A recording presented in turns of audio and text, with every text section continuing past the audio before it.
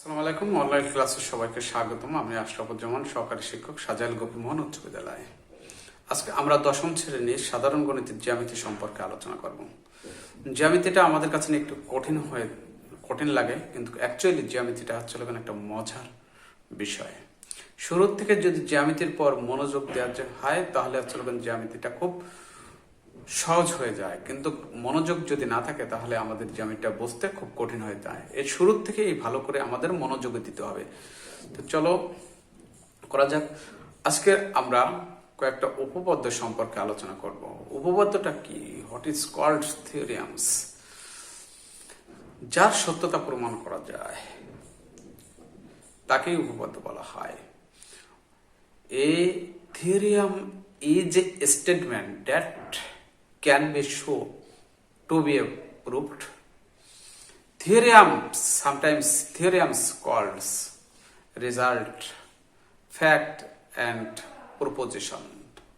অর্থাৎ যার সত্যতা প্রমাণ করা যায় তাকে উপপাদ্য বলে। উপপাদ্য কোনো সময় প্রতিজ্ঞা, ঘটনা এবং ফলাফল হতে পারে। তো ফার্স্টের যে উপপাদ্যটা আমরা দেখছি, এই উপপাদ্যটা হচ্ছে কি, একটি রশ্মির প্রান্তবিন্দু অপর একটা সরল রেখার সাথে মিলিত হলে যে দুটি সন্নিহিত কোণ উৎপন্ন হয় তাদের সমষ্টি হচ্ছে দুই সমকোণ। আমরা যদি এইভাবে দেখি যে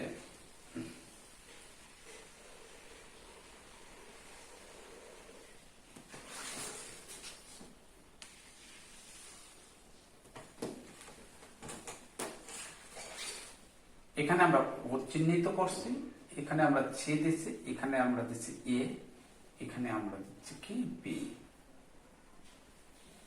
এই ওসি রশ্মির প্রান্ত বিন্দুটা হচ্ছে কি ও, এ বি সরল রেখার সঙ্গে মিলিত হয়েছে। তাহলে এখানে আমরা দেখতে পাচ্ছি যে দুইটি কোণ উৎপন্ন হয়েছে। একটা কোণ হচ্ছে এ ও সি কোণ, আর একটা কোণ হচ্ছে বি ও সি কোণ। এখন এই দুইটা কোণ যোগ করলে হবে কত? দুই সমকোণ। এখানে একটা আসছে কি, একটা শব্দ আসছে সমকোণ। সমকোণ কাকে বলে? একটা সরল কোণকে সমান দুইটা অংশে যদি আমরা বিভক্ত করি তাহলে প্রত্যেকটা কোণকে বলা হবে সরল সমকোণ। এখানে এ, এখানে যদি বি দেই, এখানে আমরা ও দেই, তাহলে এ ও বি কোণটা হচ্ছে কি একটা সরল কোণ। এখানে যে কোণটা উৎপন্ন হয়েছে এটাকে বলা হবে সরল কোণ। এই সরল কোণকে যদি আমরা সমান দুইটে কোণে বিভক্ত করি, এখানে আমরা দেখতে পাচ্ছি যে একটা কোণ হবে হচ্ছে এ ও ডি কোণ প্লাস অপর কোণটা হবে হচ্ছে বি ও ডি কোণ। এই দুইটা সমান কোণ, এই দুইটা সমান কোণ উৎপন্ন হয়েছে এবং দুই সমকোণ হবে এবং প্রত্যেকটা হচ্ছে সমান। একে বলা হবে কি বলতো? সমকোণ। একটা রেখার পর দুইটি সন্নিহিত কোণ, একটা সরল রেখার উপর যদি দুইটি সন্নিহিত কোণ সমান হয় তাহলে এদের প্রত্যেকটা কোণকে বলা হয় সমকোণ। এখন এই এক সমকোণকে সমান 90টা ভাগে ভাগ করলে প্রত্যেকটা ভাগকে বলা হবে 1 ডিগ্রি। কি বলা হয়েছে? যে আমরা তাহলে সমকোণ থেকে, এই সমকোণের সংজ্ঞাটা আমরা এইভাবে দেব না যে যে কোণের পরিমাণ 90 ডিগ্রি তাকে সমকোণ বলে। সমকোণ 90 ডিগ্রি হয়, কিন্তু একটা সরল রেখার উপর সমান দুইটি কোণ উৎপন্ন হলে তাদেরকে বলা হয় কি সমকোণ। অথবা একটা সরল কোণকে সমান দুইটি কোণে যদি ভাগ করা হয় তাহলে প্রত্যেকটি কোণকে বলা হবে কি কোণ? সমকোণ। কোণটা হচ্ছে কি, যে দুইটি সরল রেখার প্রান্ত বিন্দু যদি একই হয়।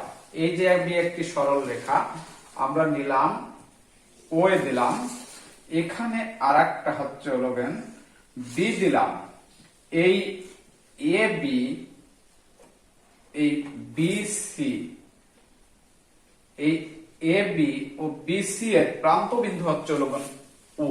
তাহলে এখানে একটা কোণ উৎপন্ন হয়েছে, অর্থাৎ দুইটি সরল রেখার প্রান্ত বিন্দু যদি একটা বিন্দু হয় তাহলে সেখানে কোণ উৎপন্ন হয়, এবং তার লেখার নিয়মটা হচ্ছে হলো কি এ ও বি কোণ। অর্থাৎ যে যাকে আমরা চিহ্নিত করব সেই যে অক্ষরটা থাকবে হচ্ছে হলো আমাদের কি মাঝখানে, আর যে কোনো দুই পাশে দুইটাকে ফেলে দিলে পারা কোনো সমস্যা হয় না। তাহলে এই যে থিওরিয়ামটা আমরা বুঝলাম যে এরকম ফিগার আমাদের অনেক জ্যামিতির ভিতরে থাকতে পারে, যে একটি রশ্মির প্রান্ত বিন্দু অপর একটা সরলরেখার সাথে যদি মিলিত হয় তাহলে দুটি সন্নিহিত মানে কি পাশাপাশি কোণ উৎপন্ন হয়, এবং এই দুইটি কোণ হচ্ছে হলো কয় সমকোণ হবে? দুই সমকোণ হবে। এটা হচ্ছে হলো উপপাদ্য 1 এ বলা হয়েছে, উপপাদ্য 1 ফার্স্ট যে আমরা উপপাদ্য। তাহলে আমরা উপপাদ্য 1টার উপপাদ্য কাকে বলে সেটা আমরা জানলাম, যে যার সত্যতা প্রমাণ করা যায় তাকে বলা হয় কি উপপাদ্য। এখানে যদি আমরা একটা লম্ব টেনে দিই তাহলে দেখা যাবে হচ্ছে হলো এই কোণ আর এই কোণ হচ্ছে হলো কি বলতো সমান। যদি আমরা এইভাবে একটা লম্ব টানি, যে এইভাবে লম্ব, তাহলে দেখা যাচ্ছে কি এখানে যদি আমরা ডি দেই, তাহলে এখানে আমরা যদি ডি দেই তাহলে আমরা পাচ্ছি যে এ ও ডি কোণ, আমরা জানি যে এ ও ডি কোণ প্লাস হচ্ছে হলো কি বি ও ডি কোণ সমান হচ্ছে হলো কয় সমকোণ? দুই সমকোণ, দুই সমকোণ। এটা আমরা পাইলাম কয় সমকোণ? দুই সমকোণ। এখন যদি আমরা এই বি ও ডি কোণটাকে, তাহলে এ ও ডি কোণ যদি আমরা নেই এইভাবে, এই বি ওটাকে আমরা ভাগ করতে পারি, একটা স্লোগান সি ও ডি কোণ আর একটা স্লোগান কি বি ও সি কোণ সমান কয় সমকোণ? দুই সমকোণ, রাইট? তাহলে আমরা দেখতে পাচ্ছি যে এখন এই এ ও ডি কোণ আর সি ও ডি কোণ এটাকে আমরা যদি একটা কোণ লিখি তাহলে আমরা লিখতে পারছি যে এ ও সি কোণ প্লাস হচ্ছে হলো বি ও সি কোণ সমান হচ্ছে হলো কি 200 কোণ। প্রুফ। এই যে আমরা হচ্ছে হলো কি একটা থিওরিয়াম দিয়ে আমরা অন্য অন্য থিওরিয়াম গুলো কি বলতো প্রমাণ করতে পারি। দ্বিতীয় আরেকটা সূত্র হচ্ছে হলো খুব ইম্পর্টেন্ট,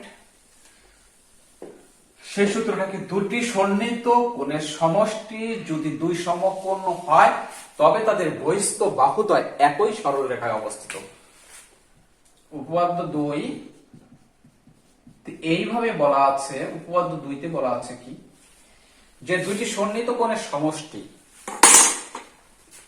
এখানে আমরা দেখছি যে দুইটি সন্নিহিত কোণ পাশাপাশি কোণ, যদি আমি বলি যে এ ও সি কোণ এবং বি ও সি কোণ সমান দুই সমকোণ, দুই সমকোণ,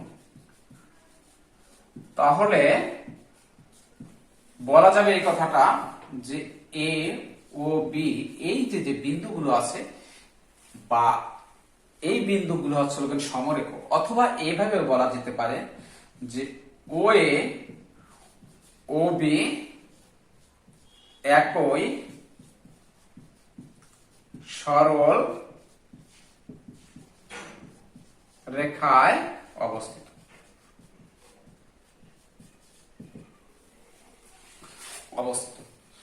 উপপাদ্য 2 যে দুইটি সন্নিহিত কোণের সমষ্টি যদি দুই সমকোণ হয় তবে তাদের যে বহিস্থ বাহুদ্বয় হচ্ছে হলো কি একই সরল রেখায় অবস্থিত। এখন আমরা এইটাকে যদি আমরা দেখি যে একটার থেকে আমরা কতগুলো জিনিস দেখতে পারি, এইটাকে যদি আমরা একটু সংযোগ করে দিই, এইখানে আমরা একটা সংযোগ করে দিলাম, তাহলে দেখা যাচ্ছে এই এও সি ত্রিভুজের এইখানে যে এও সি ত্রিভুজ আছে এইখানে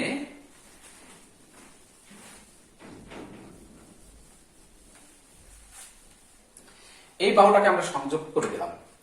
এখন আমরা কল্পনা করি যে ত্রিভুজ এও সি এর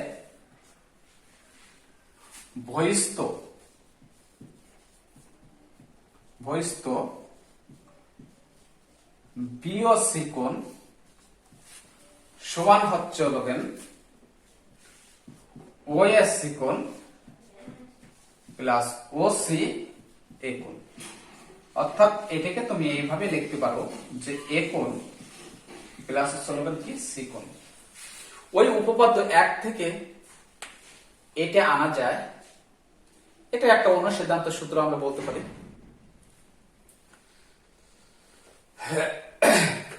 এটা হচ্ছে কিভাবে সূত্রটা আসে, ত্রিভুজের একটি বাহু বর্ধিত করিলে যে বহিস্থ কোণ উৎপন্ন হয় তা বিপরীত অন্তস্থ কোণদ্বয়ের যে কোনো একটার থেকে বড় এবং দুইটার যোগফলের সমান।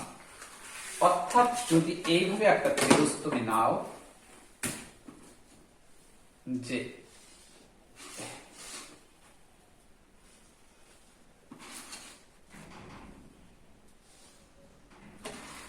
এটা আমাদের খুবই ইম্পর্টেন্ট প্রশ্ন, এবং এই যে অনুসিদ্ধান্ত যে সূত্রটা বীজগণিতে যেমন অনুসিদ্ধান্ত আছে, জ্যামিতিতেও তেমন অনুসিদ্ধান্ত আছে। এই যে এ বি সি একটা আমরা ত্রিভুজ নিলাম, এই ত্রিভুজটাকে আমরা যদি এই বিসি বাহুটাকে ডি পর্যন্ত বর্ধিত করি, তাহলে এখানে একটা কোণ উৎপন্ন হয়েছে।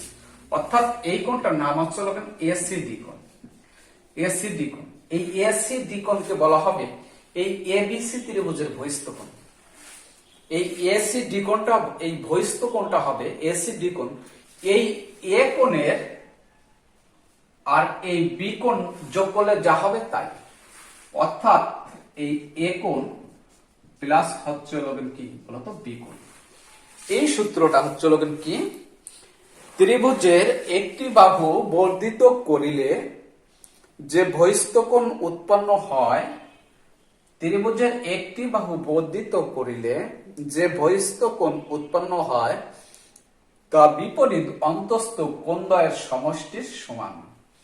যে কোনো পাশে যদি তুমি বর্ধিত করো, এইখানে যদি তুমি নাও এ পর্যন্ত বর্ধিত করো, তাহলে এখানে যে কোণটা উৎপন্ন হবে সেই কোণটা হচ্ছে কি বহিস্থ কোণ। অর্থাৎ এখানে এ বি ই কোণটা, এই যে বহিস্থ কোণ হবে সেই কোণটা হবে এই এ কোণ প্লাস হচ্ছে কি বলতো এই সি কোণ এর সমান। এটার নাম হচ্ছে বহিস্থ কোণ। এখানে যদি একটা বাহু এইভাবে বাড়ায় দাও, তাহলে এখানে উৎপন্ন হয়েছে বহিস্থ কোণ।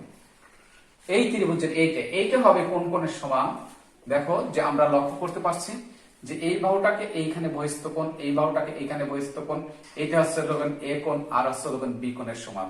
তাহলে এইটাও এই এ কোণ প্লাস সি কোণের সমান হয়েছে, ওইটা হচ্ছে এ কোণ প্লাস সি কোণের সমান হয়েছে। তাহলে দুইটাকে সমান দেখানো যাচ্ছে। তাহলে এইটাকে যদি তুমি এফ পর্যন্ত বর্ধিত করো এইটাকে, তাহলে কি লেখা যাবে যে এইখানে যে সিবিএফ কোণ সমান হচ্ছে কি এ কোণ প্লাস হচ্ছে কি সি কোণ এর সমান। দেখ এখন তাহলে এই কোণ আর এই কোণ কি সমান হবে? অবশ্যই। তাহলে এই যে ব্যাপারটা, এইভাবে এই কোণগুলোকে বলা হবে এ একটা রেখা, এ একটা রেখা বিবিন্দুতে ছেদ করছে। তাহলে এই পাশের কোণ, এই পাশের যে কোণটা, এই কোণটাকে বলা হবে বিপরীত কোণ। দুইটি সরল রেখা পরস্পর ছেদ করিলে বিপরীত কোণগুলো পরস্পর কি হয়? সমান হয়। এবং এইখানে এইটা আর এইটা সমান হবে। অলরেডি তুমি যদি এইভাবে একটা সরলরেখা নিয়ে থাকো, যে এ বি একটা সরলরেখা, এ বি সি একটা সরলরেখা, এখানে হচ্ছে এ বি সি ডি এরা পরস্পর ও বিন্দুতে ছেদ করছে, তাহলে এর বিপরীত কোণ এইটা, এই কোণের বিপরীত কোণ হচ্ছে এইটা, এরা পরস্পর কি হবে? সমান হবে। তো আমরা দেখতে পাচ্ছি যে কিভাবে বিপরীত কোণগুলো এখানে আমরা সমান দেখালাম। এখানে আমরা দেখতে পাচ্ছি আবার আমরা আরেকটা সূত্র জানি, যে সূত্রটা হচ্ছে খুব ইম্পর্টেন্ট একটা সূত্র, যে ত্রিভুজের তিনটে কোণের সমষ্টি হচ্ছে কত? 180 ডিগ্রি, বা দুই সমকোণের সমান। ত্রিভুজের তিন কোণের সমষ্টি, এটাও আমরা একটা থিওরিক্যাল আমরা জানি যে ত্রিভুজের তিন কোণের সমষ্টি হচ্ছে কত ডিগ্রি? 180 ডিগ্রি। তো আমরা যে ফার্স্ট কথাটা একটা পড়ছিলাম যে একটি রশ্মির প্রান্তবিন্দু অপর একটা সরলরেখার সাথে মিলিত হলে যে দুটি সন্নিহিত কোণ উৎপন্ন হয় তাদের সমষ্টি হচ্ছে দুই সমকোণ। এখানে আমাদের ছিল দেখো যে এইখানে আমরা দেখতে পাচ্ছি যে এখানে সন্নিহিত কোণ এক থেকে আমরা যেটা দেখতে পেলাম, তার থেকে এই এক উপপাদ্য থেকে আমরা একটা অনুশীলনীর একটা এইটাকে এই এসি যোগ করে আমরা আরেকটা অনুসিদ্ধান্ত সূত্রকে আমরা এইভাবে প্রমাণ করতে পারলাম। কিভাবে আমরা প্রমাণ করতে পারি? আমরা দুইটা সূত্র দিয়ে এই দুইটা সূত্র যে পরস্পর সমান হয় সেটা হচ্ছে কি ত্রিভুজের তিন কোণের সমষ্টিও যা, ত্রিভুজের তিন কোণের সমষ্টিও যা অর্থাৎ দুই সমকোণ, আবার একটি রশ্মির প্রান্তবিন্দু অপর একটা সরলরেখার সাথে মিলিত হলে যে দুটি সন্নিহিত কোণ উৎপন্ন হয় তাদের সমষ্টি হচ্ছে দুই সমকোণ। এটা আমাদের জানা আছে। আর এই দুইটাকে আমরা ব্যবহার করে আমরা আরেকটা সূত্র আমরা প্রমাণ করব, যে সেটা হচ্ছে ত্রিভুজের একটি বাহু বর্ধিত করলে যে বহিস্থ কোণ উৎপন্ন হয় তাদের সমষ্টি হচ্ছে ত্রিভুজের একটি বাহু বর্ধিত করলে যে বহিস্থ কোণ উৎপন্ন হয় তার বিপরীত অন্তস্থ কোণের কোণদ্বয়ের সমষ্টির সমান। অর্থাৎ একে যদি আমরা লিখি যে একটা উপপাদ্য যার সত্যতা প্রমাণ করা যায়, ত্রিভুজের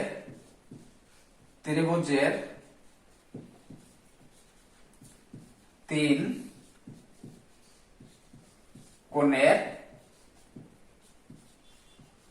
সমষ্টি দুই সমকোণ।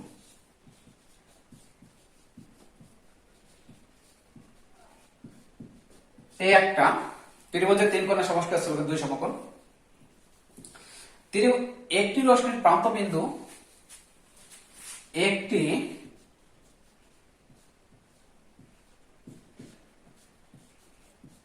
রশ্মি প্রান্ত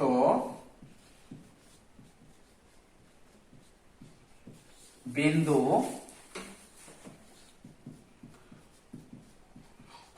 অপর একটি সরল রেখার সাথে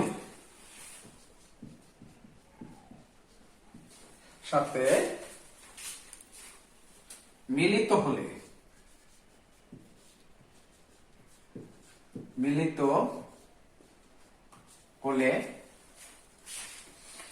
যে দুইটি সন্নিহিত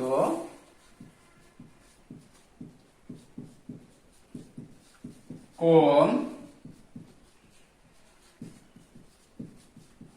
উৎপন্ন হয় তাদের সমষ্টি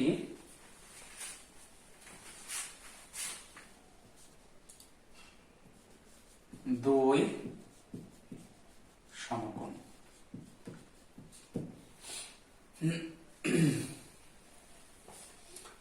এখন আমরা দেখি যে ত্রিভুজের এখানে এই দুইটা সূত্রকে আমরা দেখি কম্পেয়ার করে যে আমরা কি পাই। ত্রিভুজের তিন কোণের সমষ্টি যদি দুই সমকোণ হয় তাহলে এখানে যে এবিসি ত্রিভুজ হয়েছে, ত্রিভুজ এ ও সি এর তাহলে এ কোণ প্লাস, একটু বিস্তারিত ভাবে লিখি যে এ ও সি কোণ প্লাস ও এ সি কোণ